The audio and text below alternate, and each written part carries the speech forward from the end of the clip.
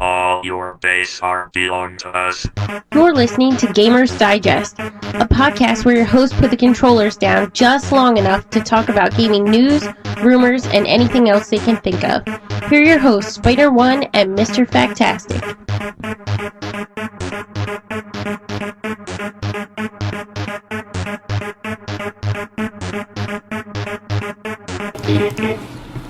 Welcome to Gamers Digest. We are in the land of the living once again. Yeah, it's been like, what, 2 weeks? 2 weeks.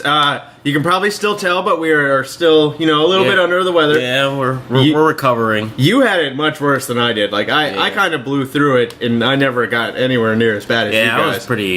It was pretty crappy. You were like dead to the world certain days. Yeah. Like you had like your blanket over you, just sitting in your chair, not even moving. Yeah. I went in there a few times, claimed a few things just in case. I didn't have to look around. We are a fan podcast. We talk about gaming news, rumors, I'm previews. Mr. Fantastic.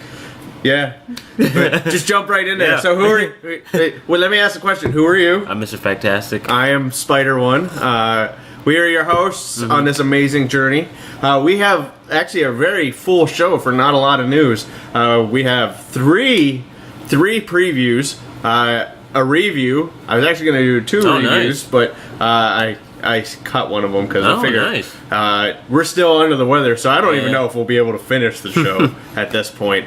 But let's jump right in. So, other than being sick, have you actually played any games recently? The only game I really ever gave any peace of mind to was this game called Reaper on the tablet, and it's a tablet game. So basically, I just breeze through it whenever I'm bored. Yeah, it's the toilet game syndrome. It's Angry Birds syndrome where you pick it up, play it. But it's free, so how is it for free? Like, is it? Oh, it's pretty nice. The story elements, the RPG elements are like non-existent. I don't really care about the story. I just like, okay, what's the next mission? How many bare asses do I need? Little things like, can you escort me to this place? I'm like, or whatever. Okay. Hey, that's actually pretty in-depth for a free tablet game. It's not, it's considering not bad. Flappy Bird was the big thing, and now you just poked a screen a few times. So somebody recreated Flappy Bird in Minecraft. Like you could play it in Minecraft. It was actually pretty interesting. So I've been pretty busy. I got the Rust Alpha. We've been playing a lot of that with some friends. We also did a little bit of Minecraft while we were sick, but not too much. Just to kind of keep the recordings going, which those come out every Wednesday around noon. I don't know if tomorrow's will make it because YouTube wouldn't let me upload it today. So I will try, but if not, it'll be sometime tomorrow. And then I did Titanfall, which is going to be one of the previews. So I'll save the spiel on that till later. And then Elder Scrolls beta. I can finally talk about the Elder Scrolls beta. So there's not much to talk about. It's not very good. There are two big MMOs that I'm looking forward to. Yeah. Now there's only one big MMO that I'm looking forward to. And I've played the other one too, and that one just blows Elder Scrolls away. I don't know if I'm allowed to say what that one is, but I've mentioned it before, so if you connect two dots, I think that's okay. But I was able to get in that one as well. But honestly, Elder Scrolls, save your money. It's nothing special. Do you think it would have been better if it was free to play? It would have more of an audience, I think. Honestly, the gameplay and stuff, there's not enough new there to really draw in me as a paying customer, and they're making some like EA type mistakes, even beyond gameplay. Like certain race, like if you've ever played Elder Scrolls, races have different stats, and they really affect your character. Like you don't really make like a wood elf a barbarian because they're not set up like that. Yeah. That's not what they're made for. Or you don't make an orc a mage. That's a really good example. Yeah. And the game, like Elder Scrolls Online, is the same way. Like they have different perks and stuff, and depending on what race, you're in one of three factions. Well, if you pre-order it, then that gets rid of it. You can be any faction for any race. that's one thing for pre-ordering it. And then if you want the Imperial race, you have to get the collector's edition, which is like $90. So, yeah, I don't like when they put stupid stuff, like stupid game affecting stuff behind a paywall. You know, if it's a single player game and they give you extra missions in, the special edition, whatever, that's not really hurting anybody. But when it's MMO and it's going to affect, hours of your gameplay, I think that's kind of crappy. And the gameplay isn't even that good. Imagine Skyrim with less fun gameplay. Like they basically took everything and just dumbed it way down. So I don't know. We'll see if it can grow. Because MMOs need time to grow. So we'll see. Maybe they'll learn from their ways. They are their ways. Right. But needless to say, I'm not even gonna, buy it. I'm not gonna play it. Maybe if it's on sale on Steam for like $5 and you get a free month, maybe. But I'm not gonna jump on the $60 bandwagon. Yeah, and then pay the subscription fee. Right. So that $15 a month can go to a different game. It can go to whatever else. All right, so let's hop into news. The first big news is Call of Duty, which is split between two developers currently, Infinity Ward and Treyarch. Now has a third developer, and they're going to be on a 3-year cycle. So one developer every 3 years. I think this could be a good thing. Yeah, the more time these developers, as much as I don't really care for the games, right, the more times they have to work on these games, the better the games will be. I will reserve judgment on this until I play the first 3 cycle version. Obviously, the ones that are coming out this year and next year, next year's might be the first 3 cycle, but definitely the year after it would be that. Yeah. So we'll see. The thing that worries me is I think they're gonna get greedy and they're gonna push them up to still like a 2-year cycle and interlay them. Oh no. So we'll see. Yeah, we'll see. Activision and EA get greedy like that, so it's not out of the realm of possibility. This is true. Speaking of EA, I read that article where the guy was trying to defend the. I never played Dungeon Keeper before, right? So I'm not too familiar with it. I can't empathize as much. But we talked about the paywall before they had where you had to pay all this money in order to get decent gameplay out of it. Like basic gameplay, not even decent. The story behind it is they released Dungeon Keeper for mobile, and it's free to play, but everything is behind a microtransaction. Like you need in-game currency to do stuff. And the problem was the original Dungeon Keeper was really good. Like you start with this map, you have the core room, and then you build out from there. You have trap rooms, monster rooms, stuff like that. But you have to clear these blocks to do that. And in the game, when you first start, the first initial blocks you can clear out in 2-3 minutes. But as it goes on, it's 3 or 4 hours, 5 hours, 6 hours, 7 hours, up to 24 hours per one block. And you can't have a room that's one block. Rooms 5x5, 10x10, whatever. So it could take months to clear out a new room, whereas in the original game it took seconds. So yeah, EA kind of took a step back and said, well, we had to find a way to make money off of it. And then everybody, of course, was like, well, just charge people for it. People who want to buy it will buy it. Cause they'll get the old school people playing easily. Because that's one of the, they have the core PC must play lists, and that's on all of them. So yeah, come on, be smart. Well, Stealth Stick of Truth has gone gold, which means it's finally going to come out in other parts of the world. But if you're not in the U.S., you're going to get a little bit of a censored version. They've cut 7 scenes out of it. Each scene's about 20 to 30 seconds, and they've overlaid it with just a picture and kind of, audio. Censored. Meanwhile, in space. Yeah, it's that sucks for the other people, but I'm sure they can look up the scene online or something. Right, exactly. Australia's still getting the worst. Yeah. They're getting the stick of truth. Yeah. We remember the we remember how the ratings went for Saints Row 4. Right. Yeah. So, sorry, all you people in not U.S., but unfortunately, you're getting... The stick of truth. You're getting sticked with the truth, without the truth. Mm-hmm. That didn't come out very well. Yeah. Evolve! I'm just gonna bypass it. Evolve, the next shooter from the people who brought you Left 4 Dead, finally has a cinematic trailer. It also had a gameplay trailer, which was taken down from YouTube because it has inappropriate content. So apparently it's gonna be a really good game. But we've got the cinematic trailer for you. I actually really like the song in it, but we'll play that now.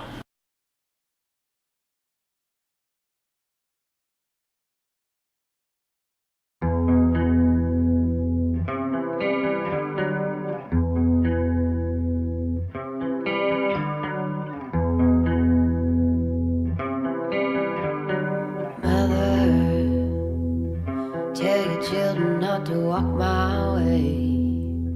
Tell your children not to hear my words, what they mean, what they say. Mother,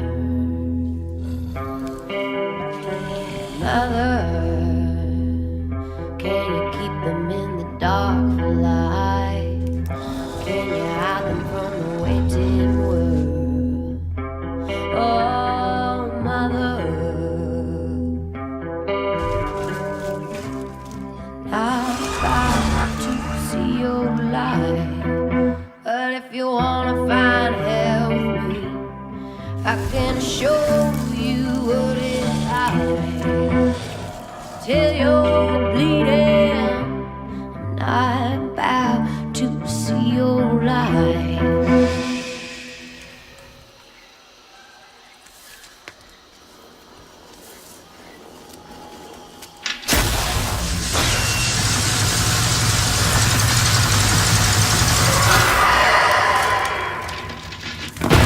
But if you wanna find hell with me, I'm gonna show you what it's like.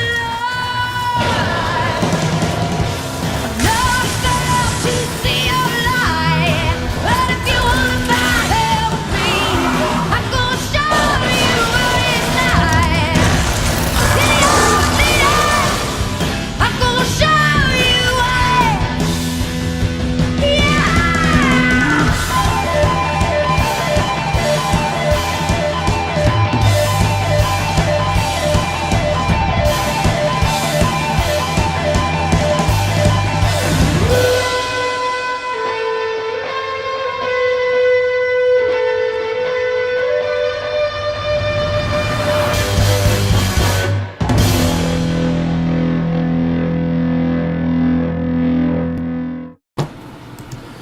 So there you go. Nice. Evolve.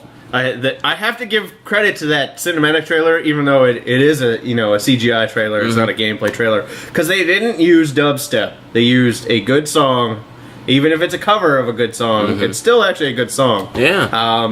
I after I saw the gameplay, which I really wanted to show, but unfortunately, like I said, YouTube took it down. It definitely looks like, I say it, the next evolution of Left 4 Dead. That's nice. So, yeah, I mean, Left 4 Dead was great, so anything, right? That they do, I'm pretty sure is going to be awesome and fun. Yeah, so we'll keep an eye on that. There won't be if they do a sequel to make it even better.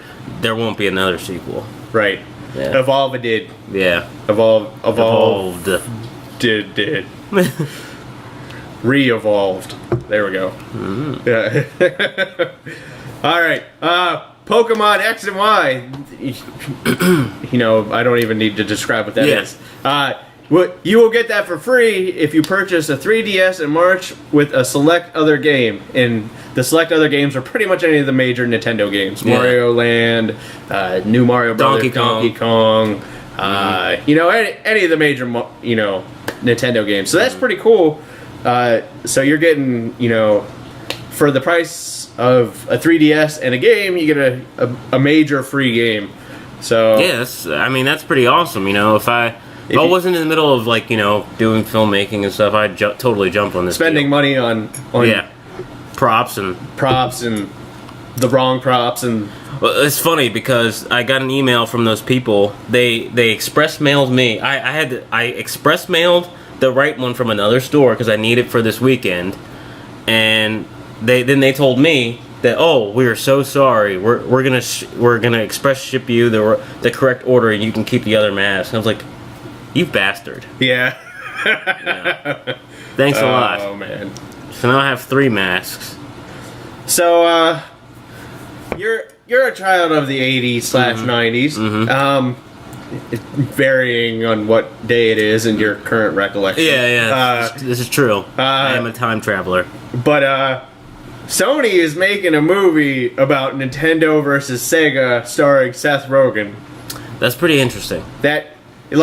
How do you pitch that movie? That's what I want to know, because it's based off of off of a book that hasn't even come out yet. Right. It's like, what's so great about this book? I mean, apparently, it's one of those things that's based on fact, but fictionalized enough to be exciting. So yeah, I'm gonna see it because I hate to say it, but I think Seth Rogen's funny. So yeah, I mean, it'd be interesting to see. And you asked the obvious question: is James Franco going to be in it? I'm sure he's going to be in it somewhere. Yeah. He better be. Yeah. So we'll see, because I mean it's being written by Seth Rogen and one of the other guys who did This Is the End. I can't think of the other guy's name. Yeah, Greenberg. Yeah, that sounds right. So we'll keep an eye on that. They've already signed on, and they've already got the writer and the main star. So I'd imagine they just need to find a director, which might be James Franco. Maybe. So, but that's pretty cool that they're doing a Nintendo versus Sega movie. I would never console wars. Yeah, I would never figured a console war. And even funnier is it's being made by Sony, who is in a current war with Microsoft. Yeah. So now Microsoft's going to do a movie on Nintendo versus Atari. So or television versus Atari. Yeah. So Sega does what Nintendo don't. Yep. Exactly. I remember that. I remember that commercial. They linked all those commercials in those. It was great. Oh man. DayZ people got some bad news this week, depending on how you want to take it. Yeah. The creator Dean Hall has decided to step down from the company by the end of the year. He said that he is the kind of guy that is good to get stuff rolling, which is how he got the mod made and the standalone made. But he says that the type of person he is, he's not a good leader, and he is not good for the best interests of the project long term. Yeah. Which, it's cool that he realizes that. It makes me worry what's going to happen to it, but then I remember Minecraft. Minecraft is nearing the end of beta. It might actually have been released by that point. And then Notch did the same thing. He basically said, you know what, I'll still be part of the company, obviously, because it's his company, but he's like, I will no longer be involved with Minecraft. We are handing it over to another developer who's worked with him, the whole time. He's like, well, what more is there for me to do? Right, exactly. He's like, I want to do other stuff. This isn't...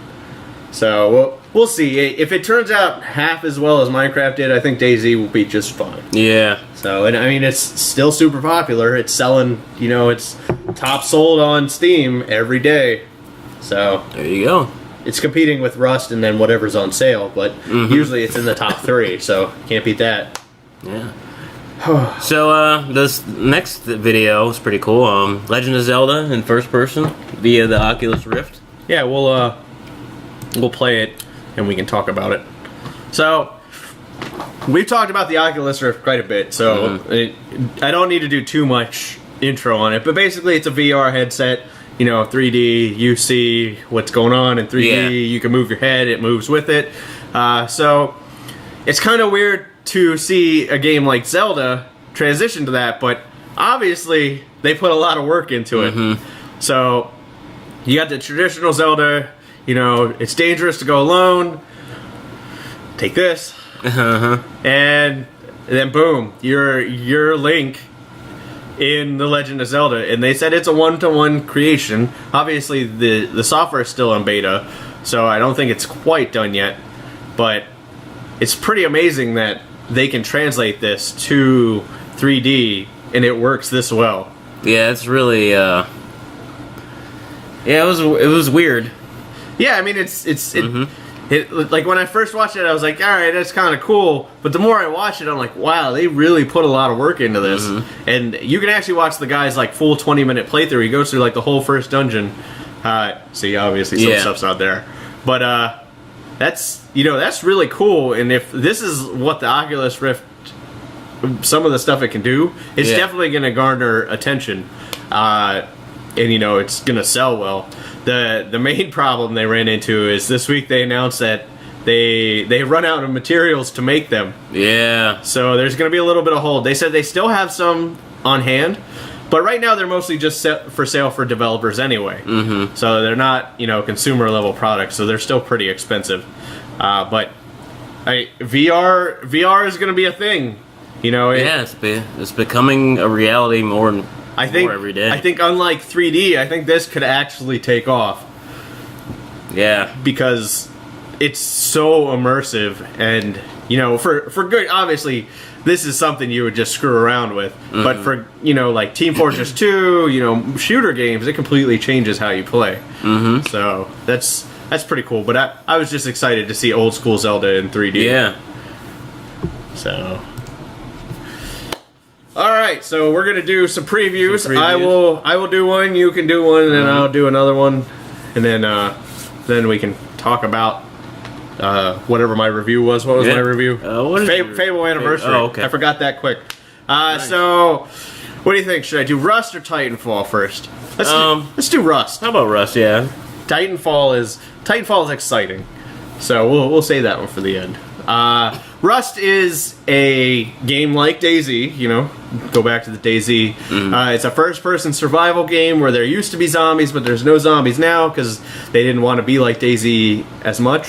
So now they put in more animals instead of zombies, and basically it's a douchebag simulator. So it's whoever is the biggest douchebag on the server is the guy running around with the M16, killing people that have rocks. So we'll start the video and I'll talk a little bit about it. This is made by the guy who... What happened? Uh-oh. Oh no! There it is. Doesn't want to play. Maybe. There we go. Are we there? Okay. I think we're good now. It's sad because this is actually rendered with XSplit, and XSplit doesn't want to play it. So... Rust is made by the guy who made Gary's mod. It's a mod for Counter-Strike Source where you can just basically do stupid things in it.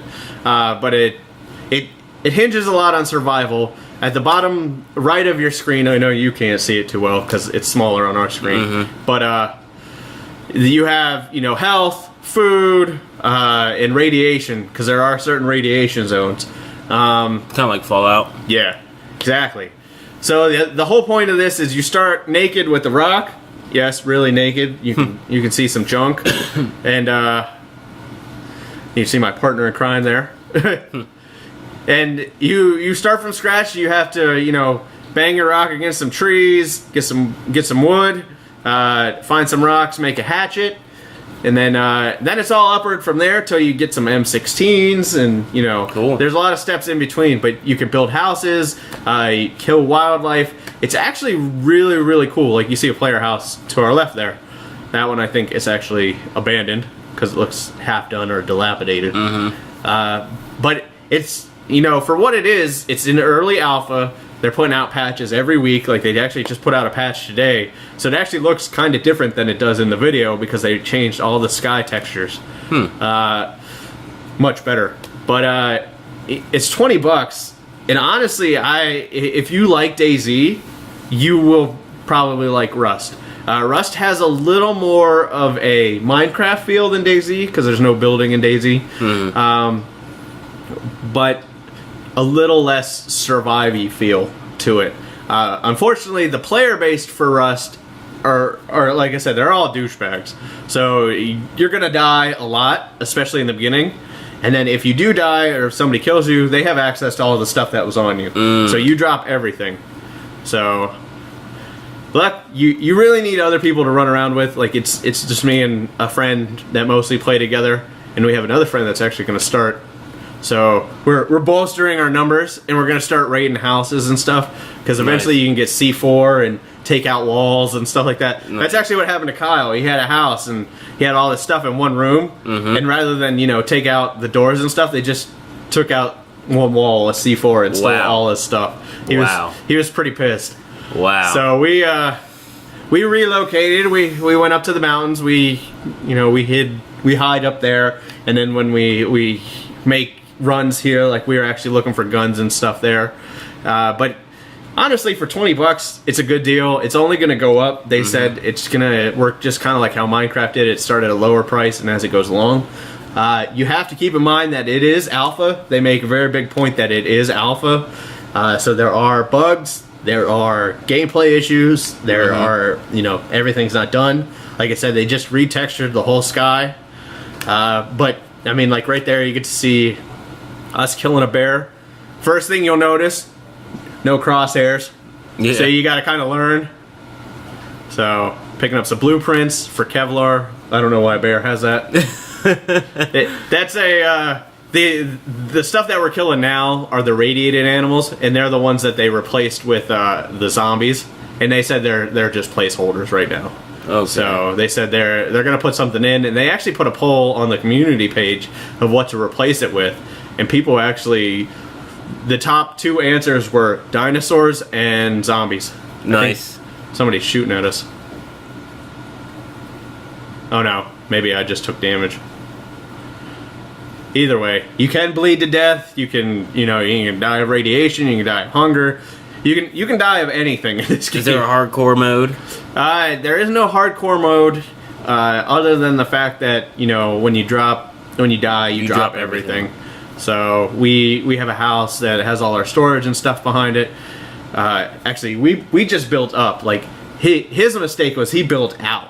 So he had one house that was like 10 rooms, but it was all one level. Whereas I went the other way. My house is only 1 by 2, so it only has 2 rooms, and then it just goes straight up. And I want to at least get to the house so you can see what I'm talking about, how you can build different stuff. But we're screwing around for some reason or another. I think we were just hunting radiated animals. To get blueprints? Yeah. The big complaint I have about this is you can't really play on official servers right now because there's far too many hackers. They hack for infinite life, one-hit kills, not even one-hit kills, just server kills.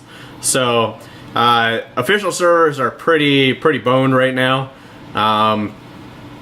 We went to a community server and never looked back. I mean, honestly, we found a good community server. Yeah, so there you can see our house hidden up in the hills. Nice. So nice. But my advice is, if you want to play it, if it looks interesting, check it out. Go to a community server, whether it's a modded server or a regular server. Do that. We went to a modded server just because of the fact that modded servers have a few more options, like. You can do like /location to figure out your coordinates and stuff like that because there's no map in game. But every game has the same map, so you can go to a website and go off of the sun's rising to my right, so that's east. So there's a rock with a tree on it. There's a mountain landmarks. Yeah, basically. Whereas with /location, it's much easier to find other people and stuff like that. And I mean, eventually as you play.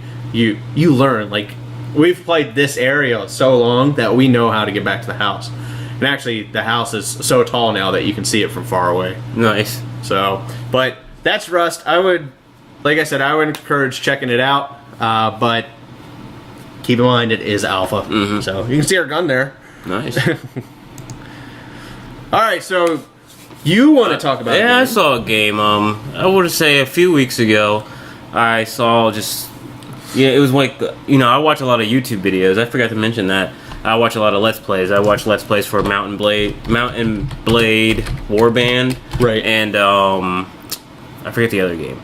But, basically, UFO Aftermath. And one of the ads that played in between was for this game called Murdered Soul Suspect. And it looked interesting to me because, I'm more, when I play video games, I like the cinematic aspect to it. because like I'm in the mood. You don't like to play video games. Yeah. You like to watch them and hit a button every so often. Exactly. Yeah, that's what I like about video games. Not to interrupt you, but have you seen the new Rain? No. Don't. Just ignore it completely. Okay. It's a on-rail shooter for the PC, and it looks like it was made in like 1992. It's awful. Now I'm gonna have to look it up. But there's a lot of QuickTime events. Like there's whole levels that are just QuickTime events. But there's a perk you can get to never fail a QuickTime event, so you can just watch the level go by. Wow. Yeah, it's really bad. It's $40. Don't buy it. Wow. That's my warning for the night. Okay. So Murdered. Sole Suspect. Murder, Sole Suspect. I saw the trailer. I was like, this looks interesting. I mean, it is made by Square Enix, so I'm a little, or produced by Square Enix, so I'm a little published. So I'm a little leery, but written by Square Enix. Here's the video. We got a video. Murdered. Peggy 16. From England. The night that son of a bitch killed me, I thought I could take him.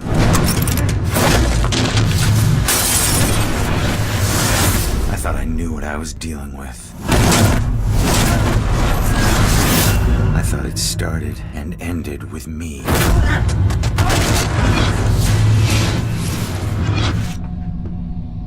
I was wrong. I saw my share of death while I was alive. But this case and this killer are unlike any I've ever known. There was a witness.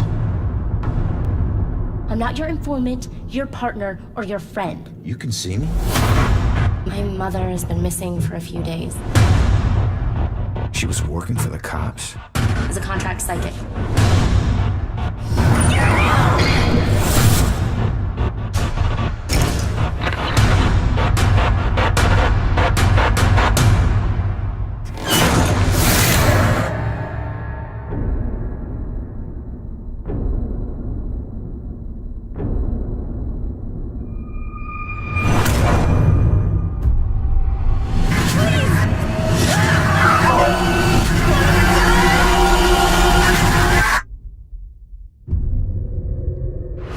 The book says that there's a murder that happened right here.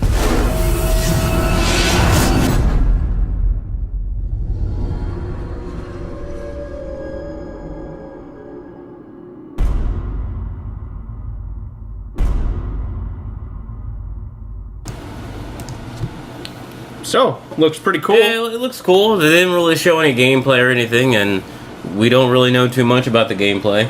Yeah, don't you love it how Square Enix hides that? Mm-hmm. That makes me a little worried about it, but it's a cool concept. It's different. I mean, I've only ever known one game to ever do something like that, and it's called Ghost Trick, and it's not a thriller game like that. It's a puzzle game. So, which it's good. I mean, it's mobile, but yeah, we'll keep an eye on it. We'll wait to see more gameplay. Yeah, because it's being advertised as like an action adventure game, and it'd be cool if it was a straight up adventure game. Yeah, it looks Telltale like style. Telltale style.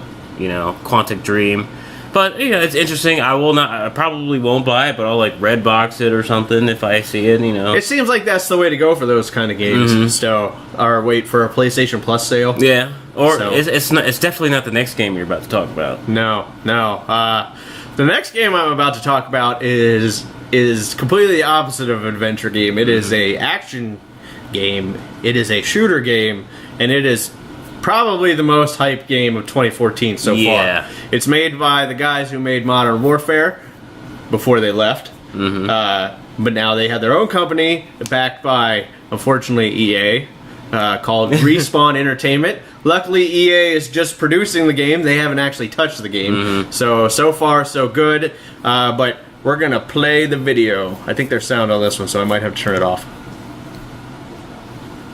Wait for it. Oh, I was that on point today. I already turned it off. So this is TitanFall. This is like I said, the most hyped game out there right now. Obviously, it's a first-person shooter. Not so obviously is that's me jumping and flying around and running on walls and all kinds of crazy stuff. The second thing that might not be obvious is I have a pistol that locks onto people and people hate it. So, well, I'll talk about the weapons and stuff in a second. But is that this game's version of the noob tube? Yes, that's what people think it is. But I will defend it in a minute. But Titanfall is a first-person shooter where you play as a pilot that gets a big robot, and the whole point, like every other shooter, is to kill your opponents. The first thing to note is, well, that was actually a person. The first thing to note is there is no single player at all. It is online only. So you hop in, you get like a 20-minute tutorial, and that is the end of the single player experience. So they give you the tools to go into a game and not be completely retarded. But from there, it's all multiplayer. They did say there's going to be a multiplayer campaign, which I'm interested to see how that's going to work. But since the beta did not have that, I kind of had to go off of what I got. So the main modes that we got to play are called Attrition, which is kind of close to Deathmatch, but there's a little bit of difference to it. A Domination mode, which they call Hardpoint. It's just simple, capture these parts of the map. And finally, Last Titan Standing, which basically puts you all in the Titan at the beginning of the match, and last one standing wins. Pretty self-explanatory. So you just saw me hop right into my Titan. What happens is you start the game on foot as the pilot. Obviously, that's pretty standard first-person shooter fare, except for the fact that you can wall run, double jump, ninja jump, boost, cloak. You have high mobility as a pilot. The whole point is to kill as many things as possible to reduce the time to bring your Titan down, and then you can start doing some major damage. So that's what I did. I killed a bunch of people, I dropped my Titan, and now I'm in the Titan. The big thing to note is it's 6-on-6. People were kind of leery about, such a small amount. Honestly, you never feel like that's a small amount because once you have your Titan, you don't necessarily need to pilot it. You can hop out and put it on autopilot, and it does a pretty decent job. Obviously, it's not going to go too well toe-to-toe against other players or multiple players or stuff like that. You're definitely doing a better job, but it's awesome for modes like Domination, where you set your Titan out on Watchdog mode, and then you hide inside at the Domination point, so people are running from your Titan right into your shotgun. So it's pretty cool. The weapon variety was pretty standard for the beta. Shotguns, carbine, sniper rifle, stuff like that for pilots. The Titan weapon was, pretty interesting. You had like a quad rocket.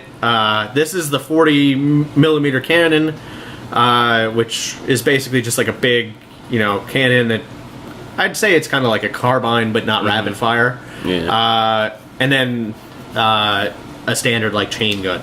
So the biggest thing that drew me into it was it's very reminiscent of like Quake, Halo, stuff like that, where it's fast type gameplay.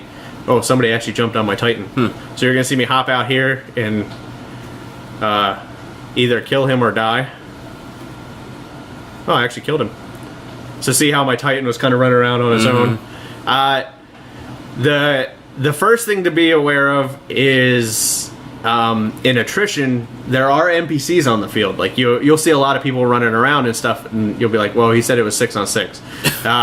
There are NPCs running around, which is a kind of a point of contention for people. What you have to understand is Attrition is not deathmatch. Like you get points for killing other pilots and other Titans, and you get a good amount of points for that. But you also get points for killing these NPCs. So a viable tactic, and I actually use this a couple of rounds, is let 5 of your teammates deal with the pilots, unless you run into a pilot, and then the 6th person just kills the NPCs. So you're racking up points and like that. So I don't think I've died this match yet. No. I am tearing it up. Nice. That was the other thing I really liked about Titanfall. I was really good at it. Yeah, I finally died. Right when I say that. So, but like I said, one of the big things people were complaining about was that smart pistol. and people are like, oh, it's the new tube, it's the new weapon. It's not really, though, because anybody that is decent with a normal weapon will kill you 10 times out of 10. Like, me versus somebody with a shotgun, if they're close, I'm gonna die. Me versus somebody with a carbine at mid-range, I'm gonna die. Obviously, me versus somebody with a sniper rifle, I'm probably already dead because I didn't know they were there. It's what it really facilitates. Oh, you saw me blow that guy up. But what it really facilitates is kind of like a stealthy assassin type gameplay. Like, you can kill people when they don't know you're there. So I'm not as upset about it because, you know, obviously I used it because I wanted to see how good it was, but I died to it a lot too. So I'm not real upset about it. There's kind of a balance. Yeah, and the one thing I could see them changing is the lock-on range. That is a little long, but otherwise, you know, I'm not real concerned about it. So this is the cool part. After you finish a match, you can blow up their ship, because the losing team has to evac and the winning team has to stop them from evacing. So, nice. And depending on how you go, I did only die once. Nice. Depending on how, you know, if you take it out, you get extra points and stuff like that. There's a traditional leveling system, you know, all that's there. The perk system's there. As you go up, you get more guns, you know, more stuff like that. Obviously, the XP is still in place. So, actually see me level there. There's, you know, the challenges that you have, you know, kill 25 grunts, you know, kill 10 pilots with whatever. So all that's there. Honestly, this looks like it's going to be the shooter this year. It was a lot of fun. I can't wait to play the full version because obviously there's a lot more guns. There's a lot more different types of Titans. But you only got to play one chassis, which is the balanced Atlas type. But there's actually two other ones. There's like a quick fast one, and then there's obviously like a big tank one. Obviously there's the whole loadout system. You can customize it. You got all kinds of different stuff, from stealth to stim packs to different kinds of grenades, stuff like that. This is the big point of contention that people were worried about, and they're actually not so worried about it now. These are called burn cards. What you do is after level 7, you get a certain number of cards per level. You know, you gain them, and then you can use 3 at a time, and you basically use one until you die, and then you can use the next one and stuff like that. People were worried because as soon as they announced this, they were like, "Oh crap! This definitely looks like EA's normal microtransaction-y bullcrap." Respawn's already come out and said that they're never going to sell these by microtransactions. They're all going to be earned in-game, so you don't need to worry about it. They do provide significant advantages, so using the right burn cards in the right situations can be pretty good. Like if you're defending points, like say you're playing domination and you want to defend a point, you can use the burn card for infinite EMP grenades. So that'll make it a lot harder for Titans to take that point. So it definitely is an interesting system. So we'll see how it plays out balance-wise. But in the beta, I have no concerns. Playable-wise, calling this was a beta was probably a little bit of a joke. This is probably pretty close to the final build. This is more of like a demo than actual beta. Which is, I'm beginning to think that, especially for console games, their beta is really just a glorified demo that they want you to pre-order something. Yeah. So this game is going to be a Xbox exclusive. Meaning that it's not coming to PlayStation. It is available on PC, which is what you're watching me play it on now. You're also watching me play it on, I think this is high graphics. I didn't turn it up on Insane for the video. Oh, I died right there. So, see, I died to the Smart Pistol. So, but, it comes out on March 11th. If you liked Halo multiplayer, if you liked Quake, if you liked Unreal Tournament, this is the game for you.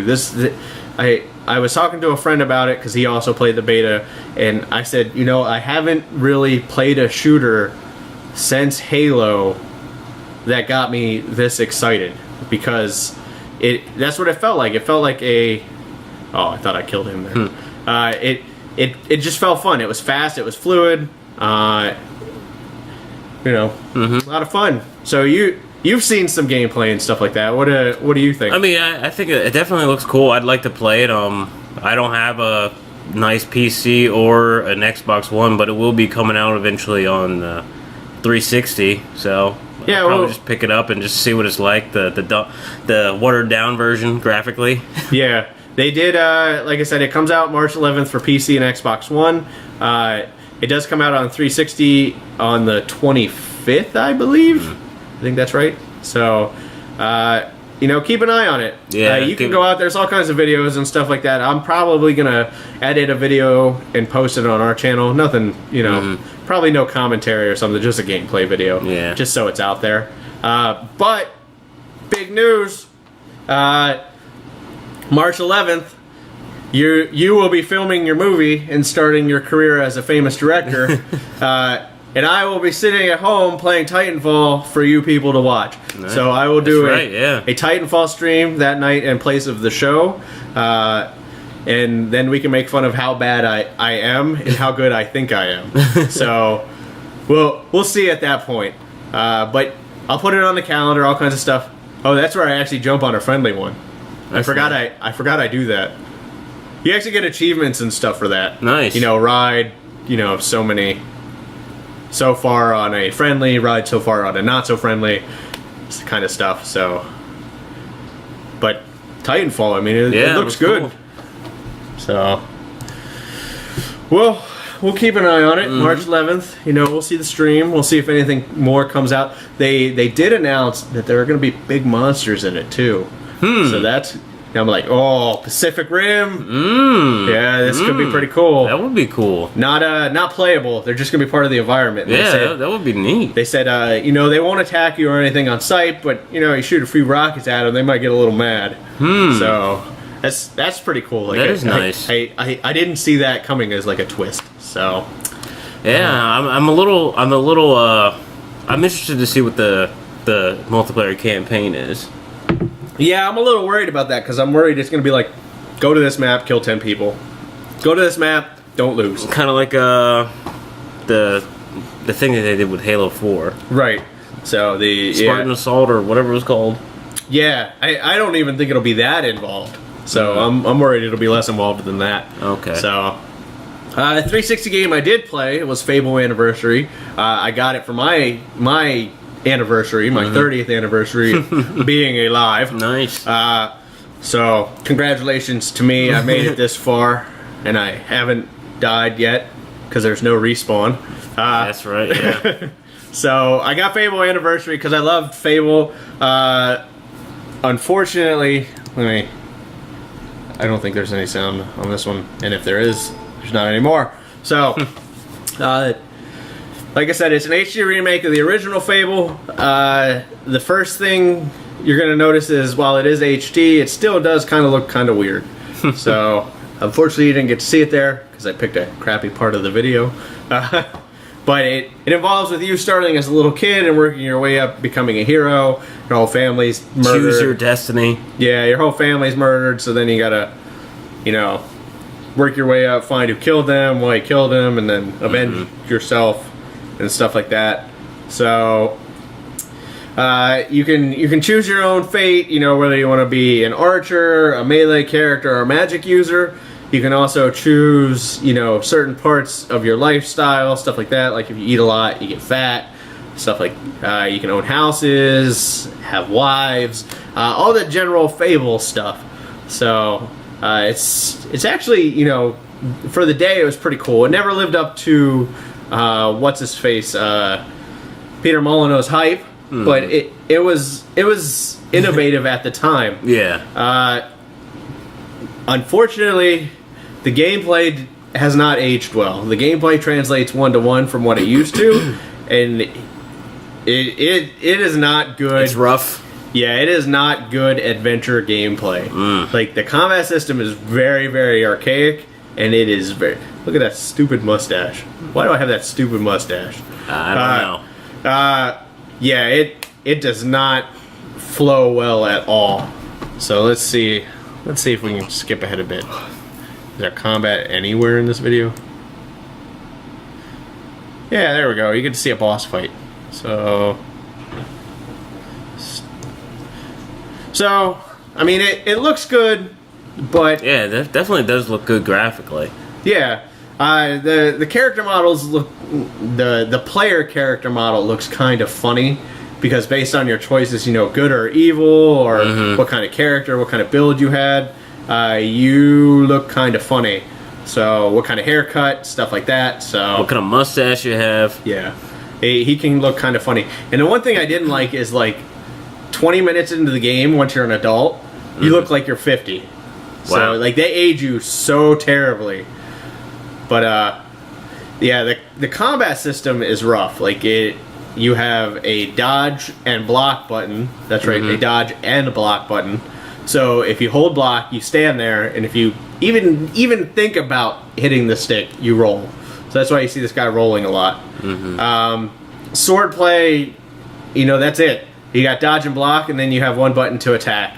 Occasionally, you can hold down the button for a power attack, but I never really found any rhyme or reason. More often than not, I could use it right after somebody blocked an attack.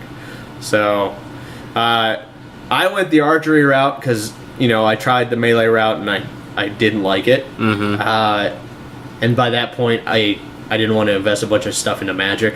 So I went the archery route. Archery's same thing. You just hold the lock on button, hold the archery button until the arrow's drawn all the way back, and then you shoot them.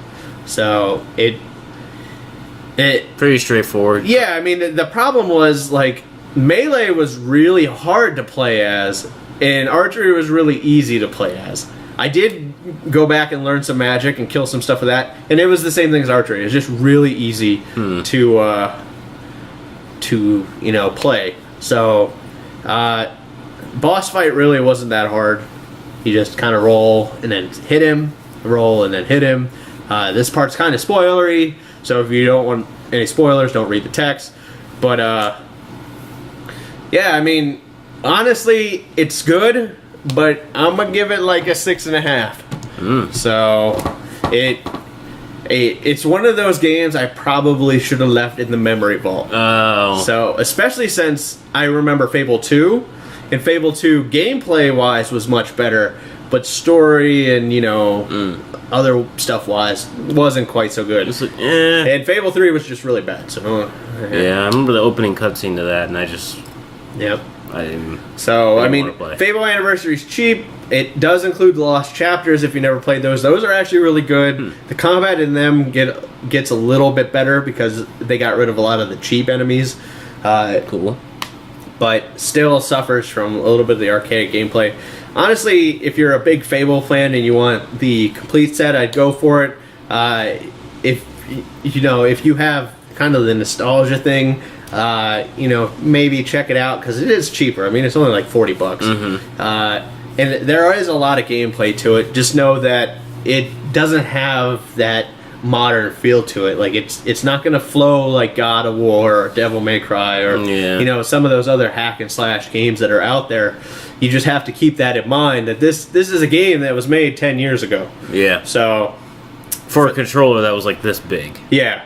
And for a console that was that big. Yeah. So that you had to hook up via Ethernet cords to each other if you wanted to play. Yeah. So, the other game I was going to review was going to be Halo Anniversary, which I will talk about that one next week.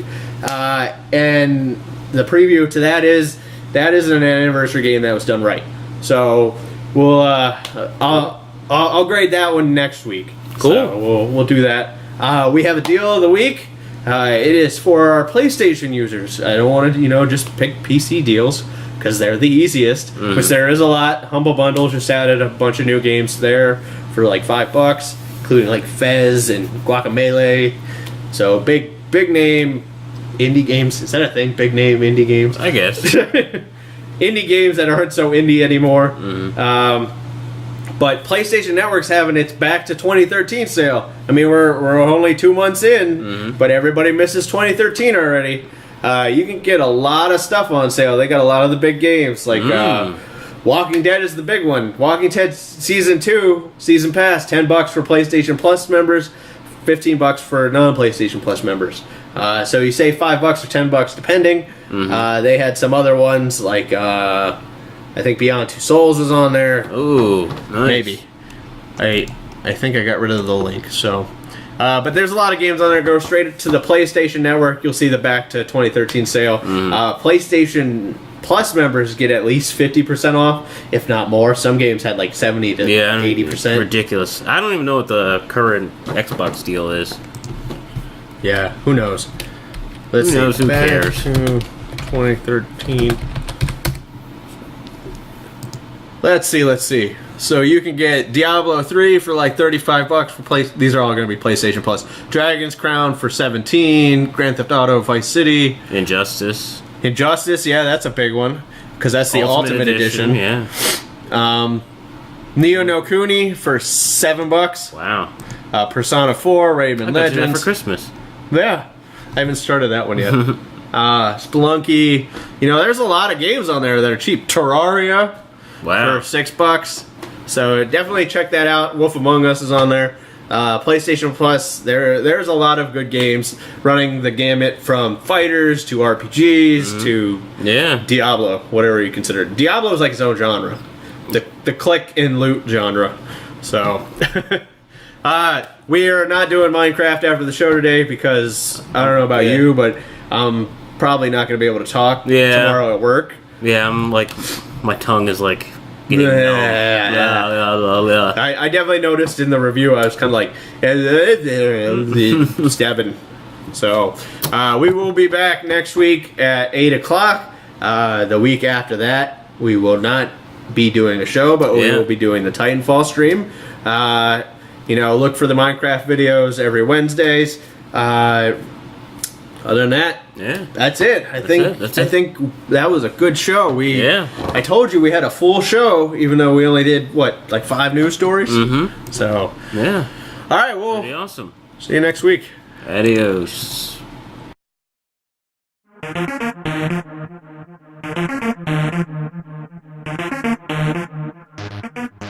Gamers Digest is a Spider-One and Mr. Factastic production. All characters and games are owned by their respective companies and are used under the Fair Use Law. Check out Gamers Digest at gamersdigest.me, on YouTube under Gamers Digest Podcast, like us on Facebook, and follow us on Twitter at The Gamers Digest. Viewer questions and comments can always be sent to gamersdigestpodcast@gmail.com. See you next week.